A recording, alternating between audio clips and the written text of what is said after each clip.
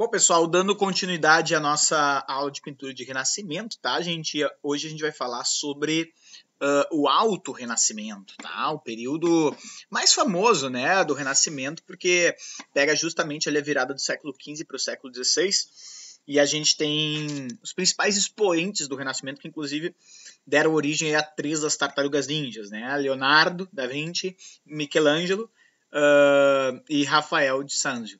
Né? A gente ainda tem o Donatello. Donatello é um esculturista, né? Eu acabei deixando de lado as esculturas nessa sequência de aulas, senão a gente ia ter que entrar em vários aspectos que aí sim não são nada de meu domínio. Inclusive, quando eu falar de Michelangelo, embora ele preferisse escultura, eu vou tratar só da pintura dele, que inclusive já botei de inicial, que é a Capela da Sistina, né? O teto da Capela da Sistina, certo? Bom, pessoal, vamos começar aqui com a obra... Opa, só deixa eu passar aqui. De Leonardo da Vinci. Eu escolhi duas obras do Leonardo da Vinci, tá, gente? A primeira é O Homem Vitruviano, né? Uma imagem que, na verdade, é um desenho, né? Famosérrimo, né? Uma espécie de solução matemática, né? Anatomia do corpo humano, certo? Deixa eu trazer aqui algumas informações, né? Essa obra foi inspirada, né, nos 10 livros de arquitetura de um arquiteto italiano também chamado Marcus Vitruvius Polio. Então esse adjetivo homem vitruviano é baseado, né, nos cálculos arquitetônicos de Marcus Vitruvius, tá? Cujo conceito tornou-se o cânone das proporções do corpo humano, né? E seguindo um raciocínio aí da proporção áurea, né? A proporção áurea é uma proporção muito louca, mas é uma espécie de proporção de Deus, né? Na qual, se tu tem que fazer um cálculo, né? Pegando uma reta e dividindo em duas partes. E a divisão dessas duas partes, que nem mostra ali, né? No rosto da mulher, ela tem que ser sempre o tamanho... Né? Tu pega uma reta, vou pegar uma reta aqui, pegar o celular aqui, né? E aí tu divide em duas partes, mas duas partes não iguais, né? Duas partes na qual o tamanho da maior dividido pela menor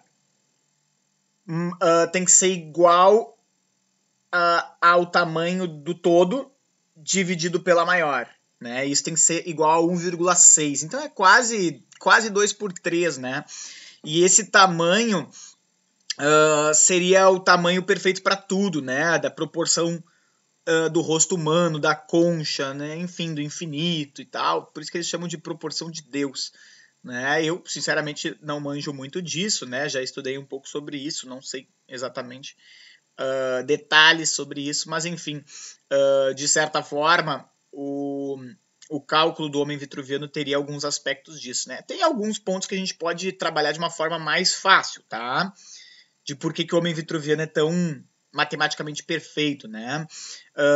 O Da Vinci fez um estudo gigantesco, né, sobre as formas perfeitas do ser humano, né? Então, no homem vitruviano ele conseguiu colocar todas essas formas, né? Então, por exemplo, ele estudou que um cúbito, né, que é a distância do antebraço até a ponta dos dedos, né? Então isso aqui é um cúbito, né?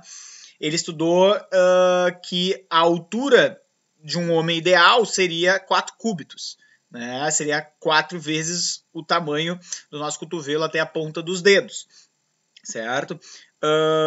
E que nós de braços abertos seria 4 cúbitos, seria 1, 2, 3, 4, né? E que nós de frente também seria 1, 2, 3, 4. Por isso que ele está de braços abertos e de pé perfeitamente dentro de um quadrado, tá? E aí a divisão dos nossos cúbitos, né, de altura seria da ponta da cabeça até o peito, do peito até a genitália, da genitália até o joelho e do joelho até a ponta do pé. Então daria 4 cúbitos perfeitos, certo? E aí ele fez ali o homem vitruviano dentro de um quadrado, o quadrado seria o símbolo da materialidade, só que esse homem, ao abrir-se, né, numa espécie de X, né, ele focaria também perfeito um círculo. E o círculo seria o símbolo da espiritualidade, né? E aí o centro desse círculo seria o umbigo dele, né? E o raio perfeito até a ponta do círculo. Eu falo isso, né, com uma certa fascínio, porque esses cálculos eram cálculos matemáticos, né? Então ele quis mostrar que o homem era a melhor criação perfeita da matemática de Deus, baseado na teoria matemática. Tanto que outros homens também tentaram, outros escritores, outros pintores, artistas, também tentaram fazer esse homem vitruviano com cálculo matemático, mas ficou sempre imperfeito, né? Se vocês olharem ali, tá sempre uma coisa meio mal feita, assim, certo? E o que melhor conseguiu fazer esse desenho foi o próprio Da Vinci, né? Ele até faz uma proporção de rosto, mostrando que o rosto é dividido em 3 partes iguais, do cabelo até os olhos, dos olhos até em cima da boca e da boca até o queixo. Tem que ser exatamente do mesmo tamanho, né?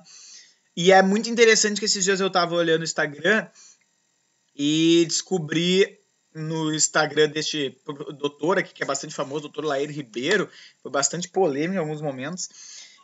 Foi muito curioso, porque ele mostra que exatamente isso, a coisa da matemática do Da Vinci, né? Que, olha ali a primeira imagem, que a gente deveria ter as 3 partes perfeitas. E ele mostra que pessoas celíacas que consumiram, né, o pão até os 5 anos tendem a desfuncionar o tamanho da testa, né? Que aí perde a perfeição. Vejam o cálculo Da Vinci funcionando com um pouco de preconceito, né? Porque isso cria um ideal de saúde e doença, né? Então, o celíaco, por ser doente e consumir o pão na sua infância, teria uma distorção das suas proporções matemáticas do rosto, né? Então, achei interessante aí a gente ver como alguns estudos de Da Vinci podem se aplicar nos dias de hoje, mas a gente poderia problematizar também até que ponto isso gera preconceito, isso gera patologização da pessoa, ela se sentir culpada, né, e tal, é uma coisa também a ser pensada, né. Então, enfim, aí, né, o homem vitruviano com toda a sua técnica da vinciana, né, da matemática aplicada, da arquitetura aplicada às ciências humanas, às ciências naturais do ser humano, certo? Bom, vamos então a ela, né, gente? Bom, aqui a gente pode ficar horas falando, eu vou tentar ser o mais curto possível. A minha proposta era tentar fazer um vídeo só para autorrenascimento, só que eu olhando aqui o tempo já estamos em 7 minutos e meio, certamente só vai dar tempo de falar de Da Vinci no final das contas. Bom, deixa eu apresentar a Mona Lisa, né? Ó, primeiro, começando pelo Picasso, tava falando do Picasso antes do roubo, já vou chegar nesse ponto. O Da Vinci foi um gênio, né, pessoal, que não se ocupou só de uma área, né, mas ele diz que ele inventou o helicóptero, a bicicleta, enfim, ele era um cara bastante inquieto, que raramente conseguia acabar as coisas que ele começava.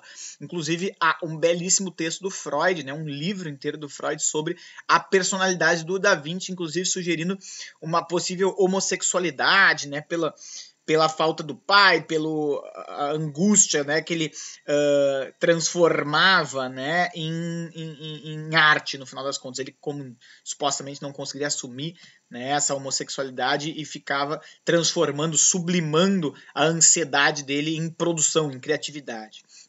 Certo? A Mona Lisa é a obra mais famosa do mundo, ficou muito famosa a partir de 1911, quando ela foi roubada, né? E ela está no Museu do Louvre até hoje, né? Hoje, se vocês forem lá, ela está dentro de um... Dentro não, ela está atrás de um vidro à prova de bala, tá? A Mona Lisa ficou muito famosa por vários motivos. Ela foi roubada, né, em 1911, inclusive aí, explicando porque eu falei Picasso, eu tive esse ato falho, inclusive começaram a achar que foi o Picasso e o Guillaume de Apollinaire, tá? Que era um poeta francês cubista, que eram muito amigos, porque eles tinham comprado alguns objetos roubados, né? Mas depois se descobriu que era Perugia, se não me engano, o nome do italiano que roubou a Mona Lisa. Ele dizia que a Mona Lisa tinha que voltar para a Itália, porque ela era uma obra italiana e tal, que a França tinha roubado a Itália. Mas a verdade é que a Mona Lisa foi parar na França porque o Da Vinci foi convidado pela corte francesa, ainda em 1506, para trabalhar na França, e ele acabou levando a Mona Lisa. Né? E aí a gente começa a entrar um pouco na história da Mona Lisa. Tá, mas espera aí, a Mona Lisa, né, a Lisa, né, a Mona é senhora, a Lisa, o nome dela, deixa eu pegar o nome certinho, Lisa Gherardini, né, esposa de Francesco del Giocondo. Tá? Por que esse retrato não ficou com a Lisa? Por que ficou com o Da Vinci? Isso é também uma das coisas que muita gente debate, né? A história mais interessante que eu vi é que o próprio Da Vinci foi reconhecendo que a Mona Lisa era um quadro genial enquanto ele ia fazendo. E ele começou a adiar, né? tardiar a obra e para não entregar para ela desistir, né? Para a família, para o Francesco del Giocondo e para Lisa Gherardini desistirem do quadro, né? E aí o Picasso ficou com ele mesmo e acabou fugindo para a França para ficar com ele, tá? Hoje, pessoal, é considerada a obra mais cara do mundo, né? Se avalia que se alguém fosse comprar, provavelmente ninguém vai, mas se alguém fosse comprar, que custaria mais ou menos 2,5 bilhões de dólares. Imagina, gente. 2,5 bilhões de dólares, tá, pessoal? Esses tempos aí foi feito um estudo lá no Louvre e 80% das pessoas que entram no Louvre entram para ver a Mona Lisa, né?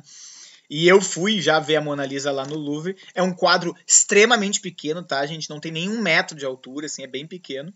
Fica atrás de um vidro a prova de bala, a prova de tudo, porque já tocaram ácido, né? Foi bastante difícil a recomposição da Mona Lisa. Já tocaram uma xícara de café, uma mulher, esse pouco tempo aí, 2009, se não me engano, tocou uma xícara de café, porque dizia que ela estava com raiva, que ela queria a cidadania francesa e tal. Enfim, já tentaram fazer tudo com a pobre Mona Lisa, né? E é isso que vai deixando ela cada vez mais famosa. Certo, pessoal? Esse quadro, então, foi concluído em 1505, tá? Ele é um óleo sobre madeira, tá? A gente vê uma mulher, né, de jovem ainda, com o famoso sorrisinho de Mona Lisa, né? Um sorriso quase tímido, mas ao mesmo tempo meio malicioso, né? Ela olha com um olhar bastante vivo, né? O próprio Picasso tá na minha cabeça. Estranho, né? O próprio Da Vinci dizia que os olhos, né, eram as janelas do corpo, né? Então ele se preocupou bastante com os olhos, né? É muito comum as pessoas notarem que não tem sobrancelha. Há boatos que havia sobrancelha, mas elas foram perdidas com o tempo. Bom, né? As sobrancelhas perdidas com o tempo. Uma das grandes famas, né, da Mona Lisa são as mãos extremamente delicadas, as mãos extremamente bem feitas das mulheres. Agora, o que deixou a Mona Lisa mais famosa, sem sombra de dúvida, foi a técnica do esfumato, né? A gente quer esse jogo de luz e sombra, principalmente nas bordas, né? Não fazer essa linha, esse contorno bem definido, mas fazer os contornos com uma técnica esfumaçada, né? Na qual dá uma ideia quase que de movimento, né? Do corpo dela. E esse movimento é incentivado pelas linhas entre ela e o fundo. Se vocês olharem ali à esquerda, né, tem uma estrada que parece quase que vir acompanhando a Mona Lisa. E essa estrada provavelmente dá numa ponte lá atrás que segue exatamente o ombro dela, né? Bem interessante esse aspecto também. Uma outra coisa que é interessante e é bastante inverossímil, até surpreendente, é que o fundo da Mona Lisa não faz nenhum sentido. É meio esquisito, né? Primeiro vamos falar do fundo, que ele é bastante rochoso. E isso é uma coisa que o Picasso, meu Deus do céu, que o Da Vinci adorava, tá, gente? Rocha, né? Ele até tem um quadro chamado A Virgem das Rochas e tal. E ele adorava paisagens rochosas com águas em movimento. Mas se vocês olharem a parte direita com a parte esquerda da Mona Lisa, não fecha, né? Não fecha a paisagem, né? O que é uma coisa digna de se observar. Bom, olhando bem para o lado aqui, para onde ela está virada, tá? Que para o meu lado é o lado esquerdo, vocês vão perceber que tem uma coisa meio preta, né? Meio saltada para o lado, que a gente não sabe dizer exatamente o que é. Bom, a gente deduz. Provavelmente na primeira versão de Mona Lisa havia colunas na volta dela, tá? E provavelmente o Da Vinci tirou isso, só que ficou esses resquícios de preto aí do lado. A gente deduz isso a partir desta imagem que vocês estão vendo embaixo do Da Vinci, ali embaixo, que é um desenho feito pelo Rafael de Sanzio, o cara da escola de Atenas, tá? Ele desenhou uma Mona Lisa baseada na Mona Lisa do Da Vinci e tem as colunas ali, então ele fez uma espécie de versão dele ali. Então é muito provável que havia colunas na Mona Lisa original do Da Vinci, mas que depois ele tirou, a gente não sabe exatamente o porquê. Certo?